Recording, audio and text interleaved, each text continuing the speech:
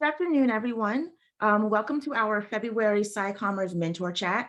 Today, we have Brian Lynn, the Editorial Director for EurekAlert. EurekAlert is operated by the American Association for the Advancement of Science, so AAAS, and is a platform for news releases from various scientific research institutions. Today, we'll be chatting about how you, as scientists, can help your public relation officers communicate your work so that everyone, other scientists, your own institutions, the media, and the public can benefit from it. Brian will start with a short presentation, and then we will leave the rest of the hour for a question and answer session. So Brian, the floor is yours now. Hi, everyone. My name is Brian Lynn. Thank you for having me to your community chat. I don't consider myself a mentor. I consider this somebody who serves the science communication community, and I already see at least 2 or 3 people here that have way more experience than me. So feel free to chime in at any point if you think I'm giving bad advice, but hopefully some of this information will be helpful to you. Many of you are probably already familiar with the organization that I work for, AAAS. I hear that some of you might even be AAAS Mass Media Fellows. So you probably know about AAAS just as much as I do, but we are a membership organization, and we happen to also be the publisher of Science, and that's how most people know AAAS. But as some of you know, we also have a lot of other programs like the Mass Media Fellowships, and one of the programs is EurekAlert, which is the team that I work on. So for those of you who are not familiar, EurekAlert is a nonprofit news release distribution platform.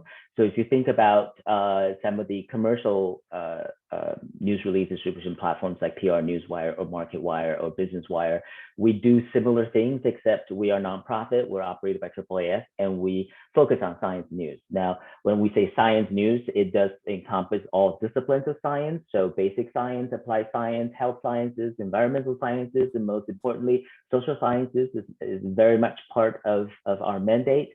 And so one way to look at us is in the story that Wired wrote about us in 5 years ago. They said that they quoted Christina Russell as saying that we're kind of like a giant virtual press conference. So think of EurekAlert as a place where organizations, institutions, universities, publishers submit news releases about scientific topics, and where reporters look for information, story ideas about science.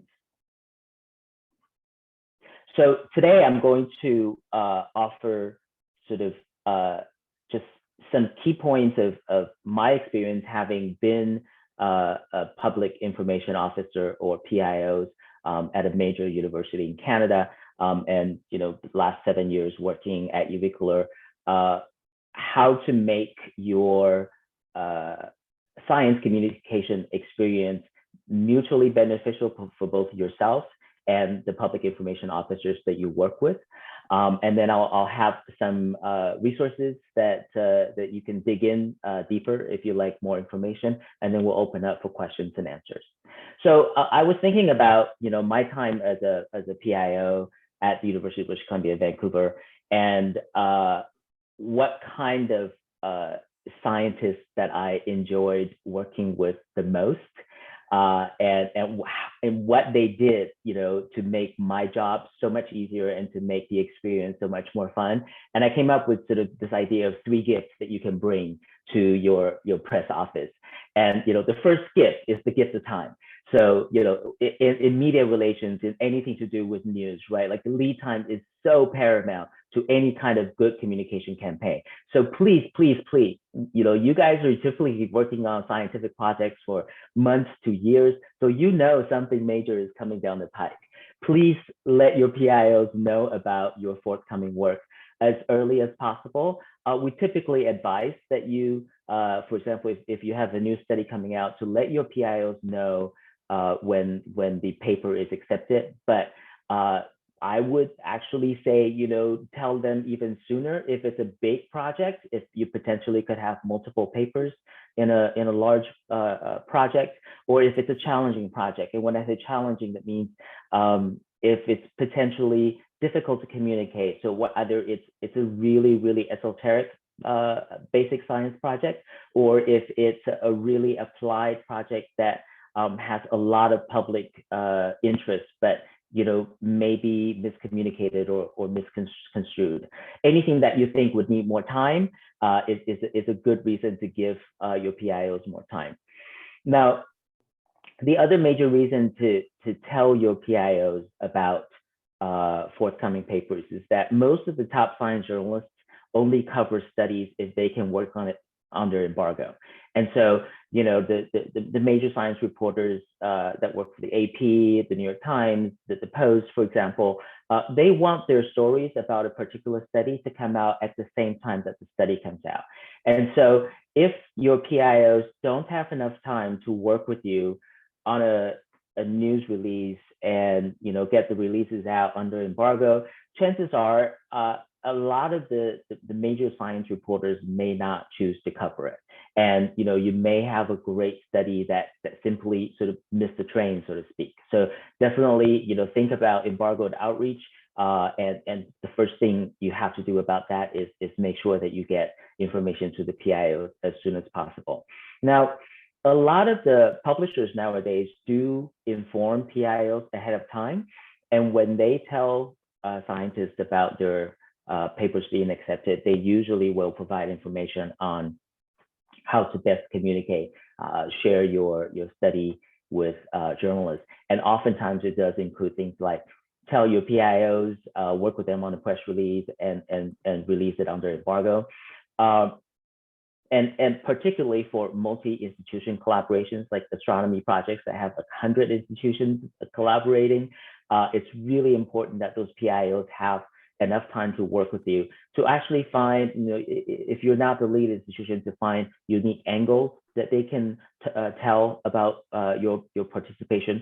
When I was in Canada, we're always looking for that Canadian angle because a lot of the major projects were American or European led, but we want our piece of the pie, so to speak. So we'll always look for that unique angle. What is the Canadian angle? Or if it's a pan-Canadian project, we'd look at the British Columbian, Vancouver angle to sort of tell our side of the story. And so these multi-institutional collaborations, especially in communication, does take a lot of time and negotiation. So let your PIOs know when you have a big project. Finally, this is something that's coming up more and more often, so I thought I would address it, is that a lot of times with open access papers, publishers don't or can't tell you exactly when a paper is going to be published. And so if they don't know the publication time, you cannot set an embargo. And so a lot of open access publishers are actually willing to work with your press office in identifying a potential publication date if you let them know that you're interested in doing some communication or some press around your paper. And so oftentimes, if you contact the publisher's press office and say, hey, we would really like to do some press communication about this forthcoming paper, we realize you don't always have a set schedule, but if we can coordinate on a publication time, it'll help us with embargoed outreach and stuff like that. Oftentimes they will be willing to work with you. The second gift is the second gift of collaboration. I often like to say that the kind of scientist that I fear the most when I was working as a PIO was somebody who spent months or years on a project and it ended with a major paper, and they just send me a copy of the paper and say, write a press release. It's the hardest job ever because I don't have the background. I don't have a scientific background, and even if I did, I may not have the same scientific background as the paper that I'm working on. So A, I don't have the background. B, I'm not sure sometimes whether I can understand the paper if I were able to read it. And so I would encourage that you to think about you know, the science communication, media outreach, or public engagement as one central part of your entire project. And so, you know, you wouldn't sort of leave your last manuscript for somebody else to write. Why would you leave the news release just for somebody else to write? So please collaborate. Think of yourself as a partner to this in this process.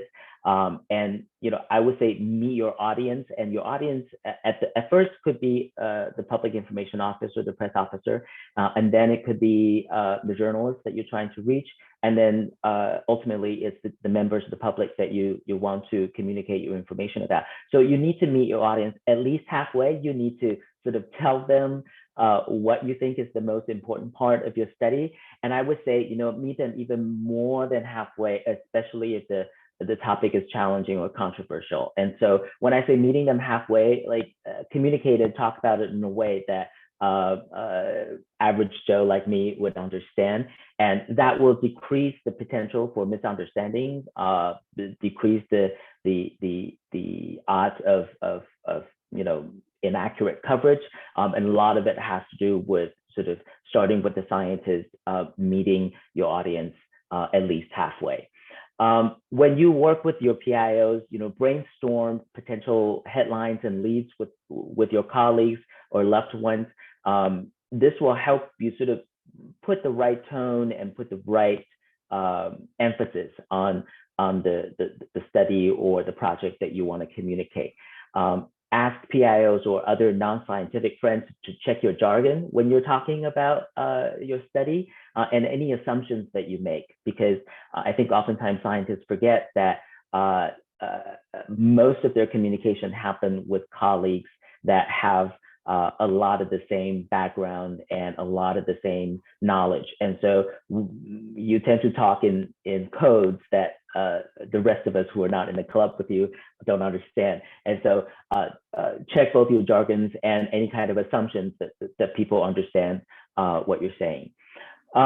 Brainstorm and test your analogies. I would say that for me, the best tool for translating scientific information for public consumption is great analogies. And oftentimes, you know, the most fun experience I've had with scientists is fine-tuning those analogies. So they'll come up with something and I'll say, well, so is it kind of like this? And they'll say, no, it's not quite like that, but if you say it this way, it'll work. And that's really, you know, help.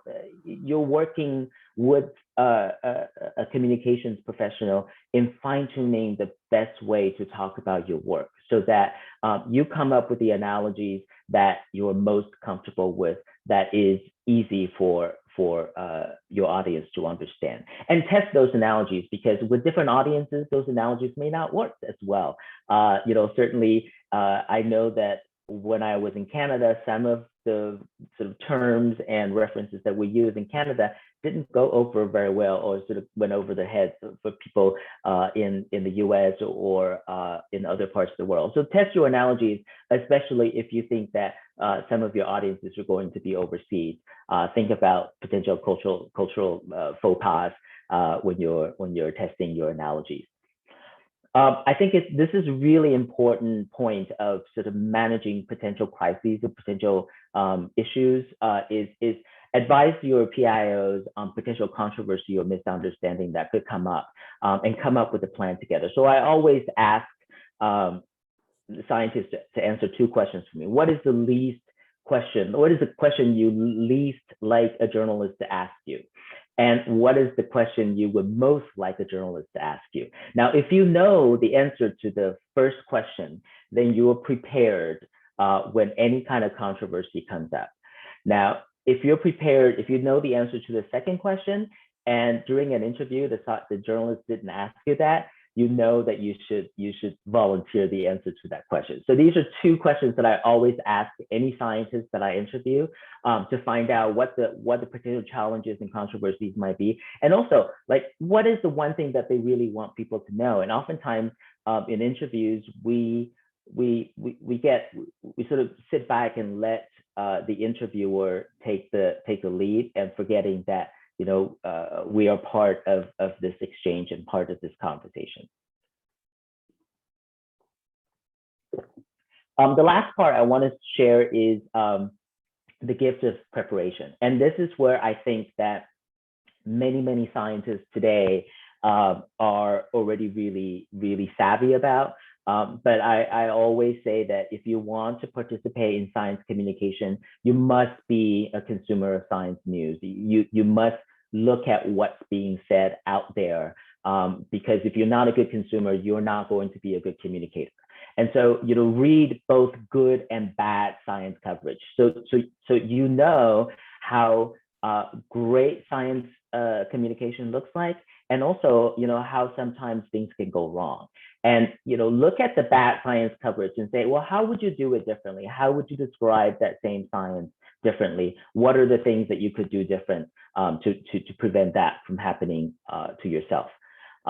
Follow the news outside of just sort of the scientific stuff, because you may be able to tie your work to something that's happening in your neighborhood, in a larger context of a country, or even internationally. When I work with scientists in Asia, for example, oftentimes they say, we have geographical challenges, we have time zone challenges, cultural challenges.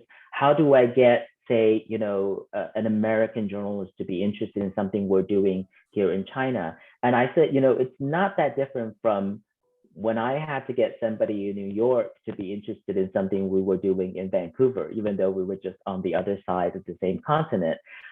You have to make sure that you understand what their priorities are, what they're looking for their audience, and you have to make a connection between your work and what they're looking for. And so oftentimes it is really understanding your audience. And in this particular instance, your audience is a particular reporter that you really want write about your work. You need to understand what it is that they're looking for. Follow your favorite journalists and communicators. The line between journalists and communicators are blurring a little bit. So there are a lot of great journalists that you can follow, but there are also a lot of communicators, like press officers and scientist communicators, scientists who are really great at communicating. Again, follow those who are in your own discipline, but also in disciplines other than yours, so you can see great examples of how people are communicating, and see how they connect the dots from the scientific discovery to what the public really cares about, right? Look at the conversation so you get a better sense of what the public is, how the public reacts to something like this, so that you're prepared if and when it does happen to you. Learn about how these people use analogies and how they attack jargons. Sometimes when I read a science news coverage or science news story, and I am just in awe of all the big words that they didn't use, right? Because those big words oftentimes keep us from following the flow and really understanding what's important. So having a story that's devoid of jargons is really a great challenge, but it's also lovely to behold. When you start to follow folks on Twitter, for example, chime in if you feel comfortable, because that's a really sort of relatively low risk way of starting to communicate, to test your analogy, to test your voice without a whole lot of risk. But only if you're comfortable, because the internet it can be kind of mean. So definitely, be careful about interacting. And then finally, I really recommend building a relationship with folks that you follow, with folks that you admire, and even with people that you don't always agree with, because those are representative of different views or how people may misinterpret or misread your messages. So build a relationship through complimenting their work, adding to their work, having frank conversations, either, in public or through DM. And those relationships really will play off in the long term, whether it's with journalists who you might be able to pitch stories to, or with other scientists that you can share your work or exchange information about science communication. And those are some of the, I think, the best ways of staying in touch and staying sort of in practice in science communication that probably will never go away. So those are the three gifts that I really appreciate when I worked as a PIO, and I'm sure those of my colleagues who are actively working as PIOs today will too. Next, I wanted to sort of share a few resources that are freely available. So AAAS has a specific resource toolbox that you can look at that provides sort of free advice and free tools for anything from science engagement to media relations to holding an event, that kind of stuff, and all of that is free at AAAS.org/resources. I'll share a copy of my slides so you don't have to try to scribble this down. Our annual meeting just finished, but I find that the AAAS meeting hashtag is a really great way to find journalists who are following science, other scientists who are really, really interested in science communication, who are great at science communication, and also just picking up sort of the pulse of what people are talking about today in science communication. Since the meeting just ended on Sunday, the feed is still quite active, so I definitely recommend searching the hashtag for some potential connections and resources. If you are thinking about going into this sort of professional science communication, either as a communicator, as a PIO, or as a journalist, here are some great organizations. The National Association of Science Writers here in the US, the Council for the Advancement of Science Writing is also here in the US. The World Federation of Science Journalism is really ramping up their work around the world. Their 2021 meeting in Medellin, Colombia was delayed, and it's happening instead this June in Medellin. The Association for British Science Writers has a lot of great resources, and they do webinars on a regular basis. Many of those are free. Some of them you do have to be a member for, but they do regular professional development workshops. And full disclosure, EurekAlert is a sponsor to ABSW. We support their professional development activities, but they do their programming independently from EurekAlert. STEMPRA is one of the only sort of professional PIO organizations that I'm aware of. There are a lot of PR, public relations societies, but for those who are specifically communicating oftentimes with nonprofit science organizations, STEMPRA is the only one that I know about. And they have produced a series of sort of how-to guides, how to be a media relations officer, how to spot preprints, things that are really, really sort of practical. So if you're thinking about being a PIO, this is a really great resource for some of the general but up-to-date information. And then finally, the Japan SciComm Forum has I think 3 or 4 annual meetings already. And again, we are a sponsor to the Japan SciComm Forum, but it's a really interesting way of looking, interesting sort of insight into how professionals from the other side of the world is looking at SciComm. And in their past meetings, which I think most of the videos are available on their website, they actually invite speakers from all over the world. So, they have speakers from Asia, from North America, and as far as South Africa and Australia. So it's a good place to look at sort of the international perspectives. And also sort of on the PIO side of things, EurekAlert holds regular PIO seminars, and our video archives are available for free. So if you go to eurekalert.org/seminar, you can find our past videos there. And we have a fairly small SciComm blog that we're trying to build, but we sort of talk about topics that are sort of specific to science communication and press releasing on that blog. Now, again, if you are thinking of going into professional science communication as a science writer or a PIO, I highly recommend and encourage that you consider becoming a EurekAlert member. The membership is free for both PIOs and reporters. We are supported by submission fees from organizations. And so, but as a free resource, PIOs get some free resources like tip sheets from publishers about forthcoming journal articles from scientists in your organization. So we hope that you would consider joining us if you ever come down that road.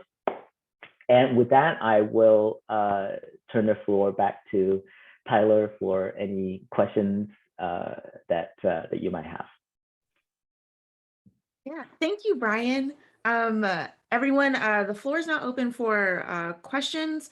You can unmute and ask, with words, or you could type them in the chat if you're not comfortable, and I can ask them for you.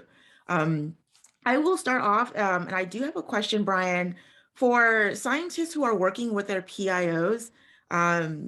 With the gift of time, like how long does it usually take from like notification to publication of like a press release? So typically journals will give reporters up to a week to 2 weeks of sort of embargo outreach time. It really widely, depending on the publisher. And so if the publishers are actively notifying PIOs, for example, through EurekAlert, the tip sheet service, they typically give PIOs an extra week or so. Some of our journal partners actually notify PIOs and reporters at the same time, but many publishers do notify PIOs about a week before they notify reporters of the same set of papers. And so, not all publishers do this, but all publishers do notify authors when they're accepted. So I always say that, a service like the tip sheet service from EurekAlert is kind of your last line of defense. If you are a PIO, you want to have that last line of defense to catch the major papers from publishers. But, as a PIO, your biggest resource is relationship with scientists in your organization. And I should also say that, as part of maybe both the gift of time and the gift of preparation is for scientists to get to know their PIOs in their organization. Major universities or even departments themselves may have communicators, and department or faculty level communicators oftentimes will work with the media relations office at the university on news releases and stuff like that. So find out what the structure is in terms of communication assistants within your organization, utilize them, get to know your PIOs, allow them to get to know you. And it's those deep relationships that I think that really make the communication product that much better. You can really tell oftentimes from a news release or from a story that the PIO and the scientists had a really good relationship because it does show in the product. Hi, Tyler, I have a question. Brian, thank you for the presentation. Like in the chat, I saw other people saying the structure of gifts made it very easy to understand how to engage with folks like you. I have, hopefully this is not too much on a tangent, a question from the other side of the coin. Instead of the scientists who are at your institution, what about science communicators outside your institution? Like, for example, if I run a podcast and I interview one of the scientists at your institution, is it helpful for the podcasters to reach out to the PIO? Is that unwanted, attention? Like, what's the best way to make it a win-win for both? I would say that the PIOs will appreciate the heads up. They may or may not be able to help. They may or may not be able to add value if you already have a good rapport with your guest. They may or may not be able to add to it, but they may be able to promote it. They might be able to share it through their social media channels, and a heads up is always a good idea. So, and the other thing is, so even though you're a scientist, you're producing a podcast, so you're kind of like a journalist in the sense that you own, right, a property, you own a media. And so having that relationship with the PIO will help you if you're looking for other potential story ideas, other scientists in that organization to interview. So yeah, heads up is never a bad idea. Cool, thank you.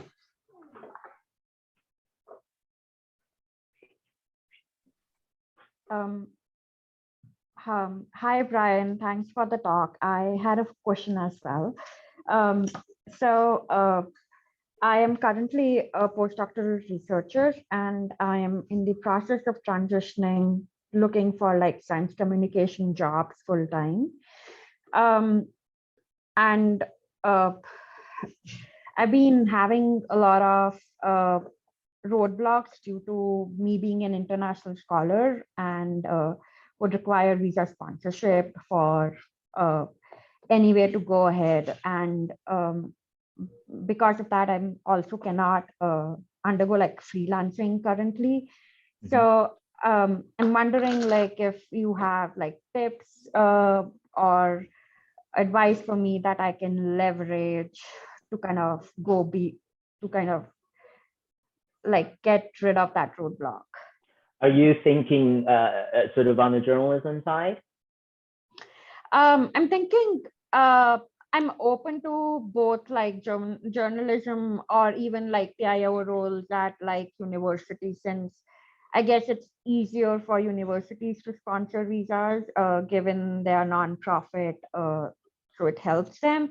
So I'm kind of open to the length and breadth of it, but still haven't had much progress made on that front. Yeah, I would say that COVID has made things both a lot easier and a lot harder in terms of science communication. Certainly made it easier for sort of gatherings like this to happen because everybody is kind of used to having Zoom meetings and I can just hop on this after a coffee and then get back to work. But it has also made it a lot harder for making those in person or sort of more personal contacts. I know that, for example, a lot of journalists and science communicators used to find potential jobs and potential freelance gigs at big meetings like the AAAS meeting or the national NASW meetings, and I think the networking part is still, I haven't seen networking sort of done extremely well, or at least not as well as you would do in person in the virtual world. So I do think that has made sort of job hunting a lot harder. What I would recommend, and obviously I can't give advice on visas and stuff like that. What I would recommend is first identify the organizations that you would like to work for, that you think that you have a unique sort of something unique to offer, and then try building relationships that way. And the other thing that I wanted to say is that with science communication, like any kind of communication job, your calling card is your stories. And so, that kind of follow through will also help you produce a portfolio of articles, published articles, to sort of share and show potential employers. So it's hard to start in science communication because oftentimes internships are not paid, you know, and but you know, if you are really passionate about writing, pick the topics that you love and just start writing and start publishing them, you know, putting them on blogs and just sharing them on social media. Chances are you may not have as free of a reign when you become a professional writer. And so, you know, find projects that you love and just start writing, because I think that beyond any kind of visa restrictions, having a body of work that potential employers can look at is the most important thing.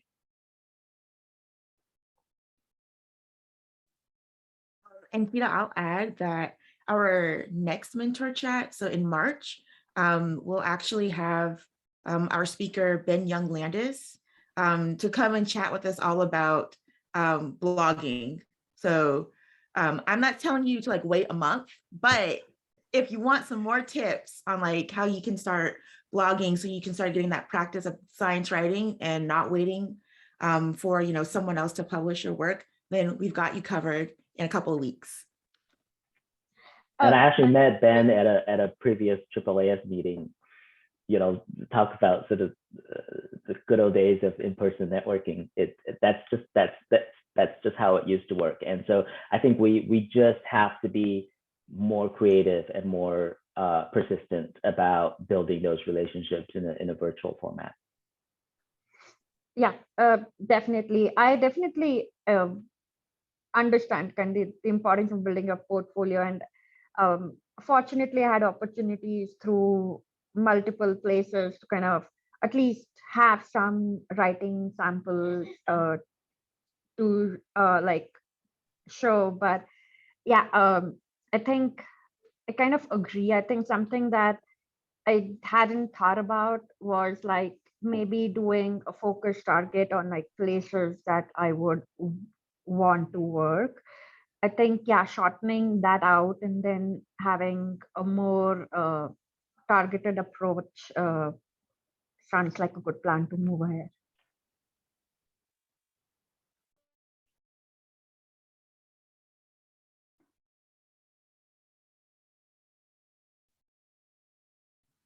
I have okay, go ahead, Molly, because I was going to start taking over as I do. No problem. I have a quick question that this might be something that's university.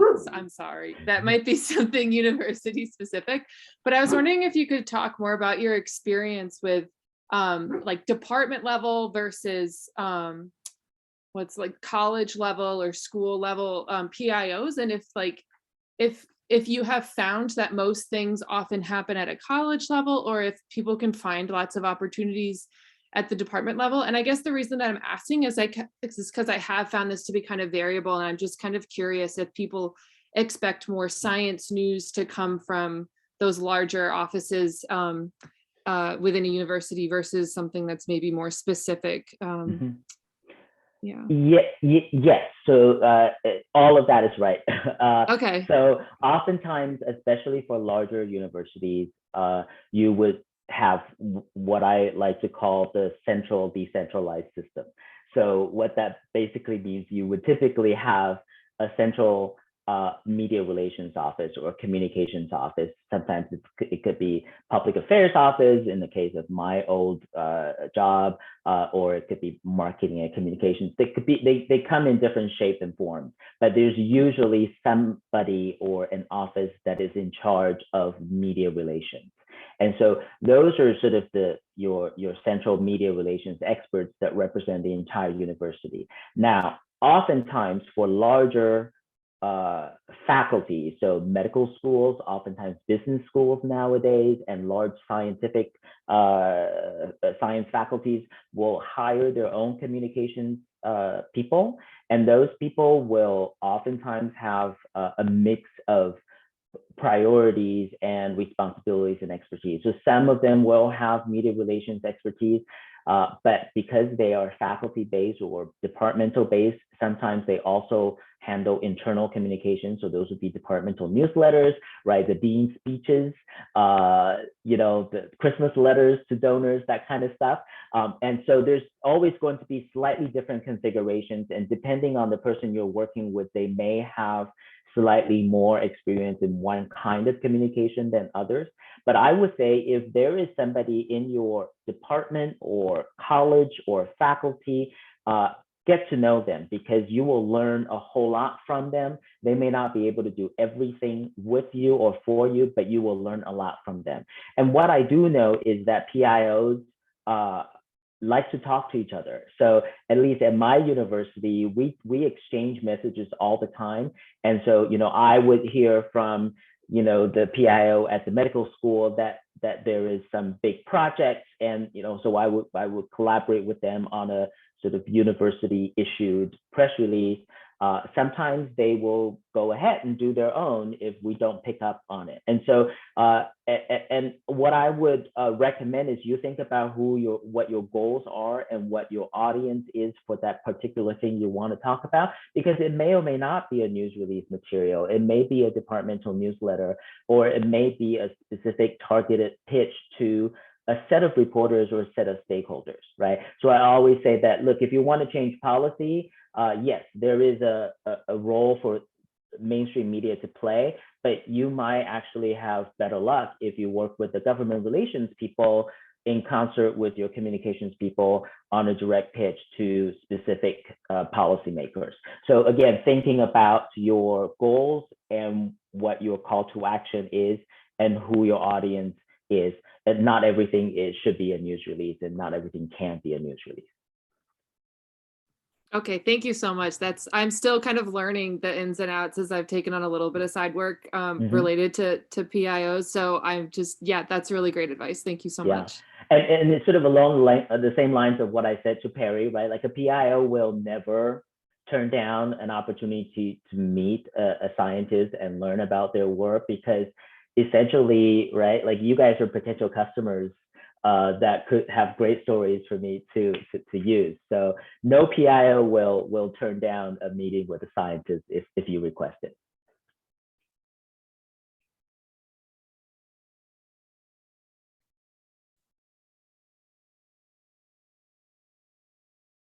I do have a question.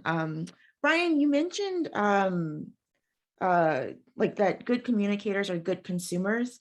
I'm wondering where do you find sort of like bad articles to read? And I'm sure like bad is a very, a wide definition. But yes, I would say bad is subjective, right? Okay. My husband's family is conservative, so what they consider to be bad is not what I would consider to be bad. But I would say Twitter is a really good place to find varying kinds of coverage of the same story, because especially if there's a major project or a major paper that comes out, right? And you'll often see on Twitter, first you'll see the mainstream media coverage. Hopefully those are the really good ones.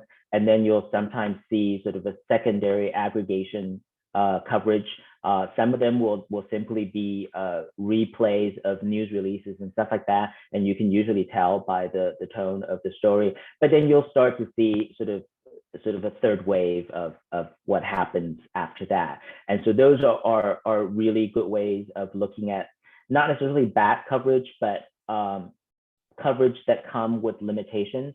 So, I'll give you a really simple sort of example that you can look for, right? Like in the British media system, you've got the broadsheets and the tabloids, right? And so when you look at the same story written in broadsheet or the BBC and compare it with something that was in tabloids, you will find wildly different coverage or angles.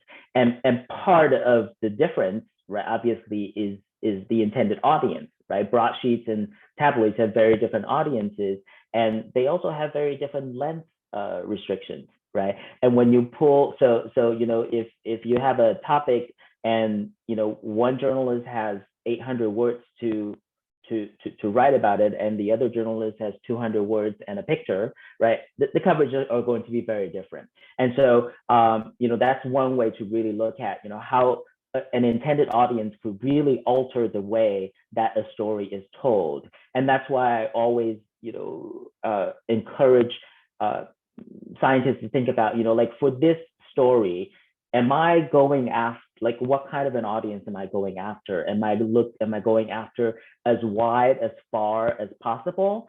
Then you kind of have to, talk and phrase it in a way that will be conducive to that, right? But if you think, hey, this story probably has a limited reach, then you might want to focus on the few journalists that my understanding and could really do it justice. Great, thank you, Brian. No one asked a question. Okay, I have another question. I'll toss in a question, Tyler, Okay. to help you out. So, Brian, I first of all, thank you again so much for joining us today. I really loved your presentation. It was super helpful. I'm thinking about the other end of the desk, so the editor end of things. And we've talked a lot about the release and sort of working with your PIO on that. How do you recommend people think about figures or images they can use, or maybe it's even just something that can be pushed to a journalist for an Instagram post or something? How do you advise folks to do that? Yes, so we're seeing at EurekAlert, we're seeing more and more use of things like infographics, GIFs. We certainly still see a lot of submissions that are simply, a table copy from the journal article. Those are never really that useful. Two things I want to say about multimedia. One is, especially because I'm talking to scientists, be very, very careful and judicious about the licensing and copyright that you have of those images. So in the sort of, in the arena that we're talking about, if you submit a paper for publication and you give them great images, right? I think most of the time when the paper is accepted, they own the copyright to those images. But if you submit those same images to EurekAlert and or to the New York Times and they publish them, the publishers are unlikely to come after you or the New York Times and say, hey, we want some licensing fee for those images, because ultimately, right, the publishers are getting promotion for their journal titles. That is not true when it comes to places like sort of stock image servers and photographers. We're seeing more and more, and we actually, my colleague wrote a blog about this. We're seeing more and more submissions with news releases of stock photos, and because of sort of technological advances, we're also getting more copyright infringement inquiries of those photos. And so for the most part, when we get news releases and journalists get these pitches with images, they are getting original work from the university or from the scientists. Where things could go wrong are you commissioned a photographer or videographer to do some work, but you only pay for first use rights, and it's usually a much lower fee than full rights. So full rights includes transferable rights, which means you can give it to somebody else to use and they can give it to somebody else to use as long as they credit you. First use rights means that you hire this photographer to take pictures of you and your colleagues and whatever you're working on. You can use it for your own website or sometimes for the university's website, but you can't give it to somebody else. And so when you do that, and the photographer uses some kind of copyright infringement software, they surf the internet, they find that image on EurekAlert and then the New York Times, the lawyers will go to those two places and say, hey, you've used our images illegally and please give us some money. And so as scientists, we're trying to encourage PIOs to learn more about this, to be more judicious about this. But as scientists, if you commission a photographer, make sure that you are purchasing full transferable rights if you plan on using those images with media relations or other sources. And that's where free stock image sites become really challenging, because oftentimes they are they only give you free first use rights. So again, if you buy it for the university, you can use it on the university's website, but you can't give it to anybody else. So the easiest way to spot these is if they have any kind of Creative Commons licensing, then those are the easiest ones to use, because they will clearly indicate what they can or cannot be used for, and media outlets know how to deal with those. And if it's your own original work, make sure that you have documentation on that. Now, Mariette also raised a really intriguing question about, what if I'm not really going after a big long article, I'm just looking after, a quick Instagram share, because, it's a great picture and it maybe talks about the scientific process, but not necessarily the results, right? What I would say is keep in mind any kind of communication needs as you are planning your study and as you're conducting your study.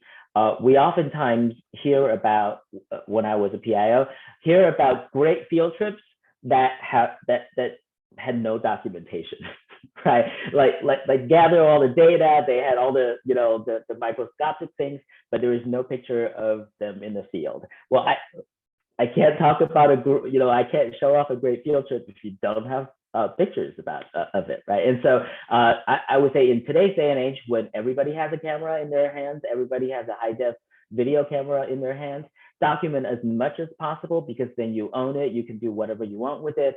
And who knows, right? 3 years down the road, you might be published by Science and you could do a big spread, photo spread with your photos from that field trip. But if you didn't take it, you wouldn't have it.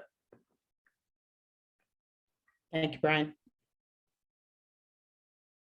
Brian, on that same note, for photos that scientists have taken themselves, would they need to like register those under like Creative Commons for those to be used? Or is it just like they can just send it? No, like if you own it, like if you took it from on your phone, you or the university or your organization owns that. So you don't need any other documentation. But if you're trying to get something off, say a stock image site to use as an example, make sure that the licensing isn't first use only. I say that if they have Creative Commons, those are the best ones to use. I learned this trick from our old university photographer who has retired. So I think he doesn't mind I share this. The best way sometimes to get around all of that is you do a Google image search for a topic, you get some inspirations, and you try to sort of create a similar image with your own phone.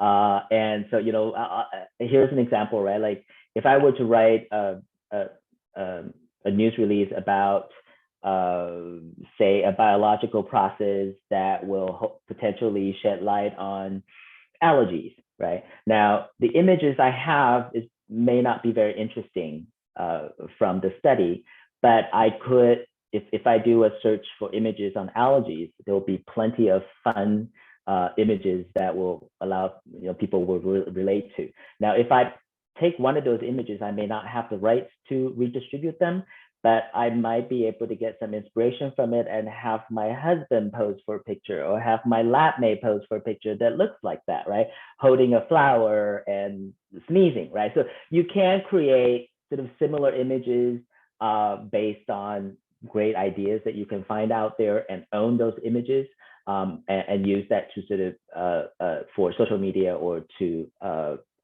communicate your work without worrying a lot about copyrights and stuff. And another kind of on topic question for you, Brian. And I see that Andrea Messer is also in here. So and I know Andrea is a PIO for Penn State. And I'm wondering, are PIOs like doing more social media work? Like, are we on the horizon of like institutions Instagramming the research? I can answer that. We actually have 3 people in our unit.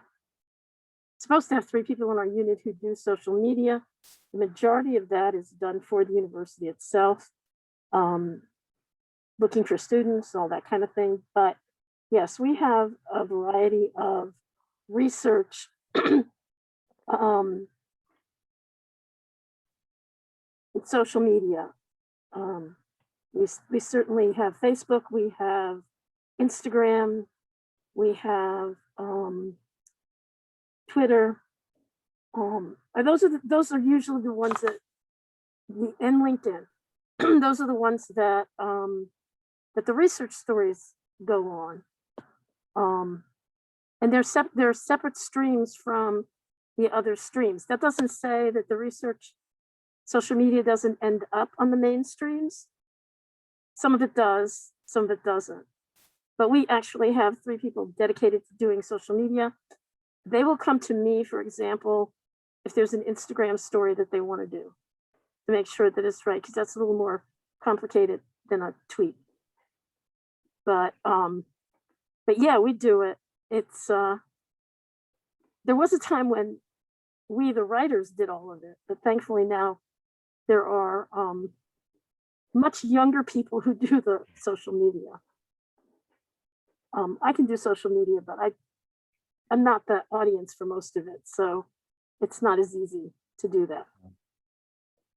Yeah, I would say certainly from my days of doing social media for UBC, it's gotten far more specialized and far more professional. People dedicated to social media. It's no longer just, you know, copying the headline of the press release, putting in Twitter and push tweet, right? And you know, I know we're running out of time, but one of the most sort of inspiring stories I had about learning about new social media was a good friend of mine worked for NASA Communications, and in the early days of Snapchat, it is he who finally convinced me to take a look at Snapchat. And NASA had a tremendous Snapchat strategy. And I asked him, I said, why are you guys doing Snapchat? Like, I don't get it, right? Like, I don't get Snapchat, and I also don't get why NASA is doing Snapchat. And he said, well, we are trying to reach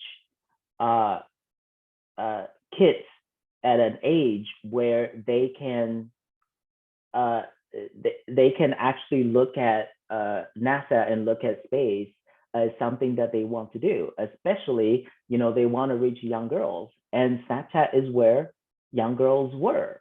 And so it really sort of completely changed the way I think about social media, because from my background, right, social media was just another way to stalk a journalist to hopefully write about my news release. But, you know, the way they were thinking about social media is they're looking at their overall strategy of what is NASA trying to achieve? Well, they want to educate the next generation. They want to inspire the next generation of scientists. They want girls, so they look for platforms where those girls were.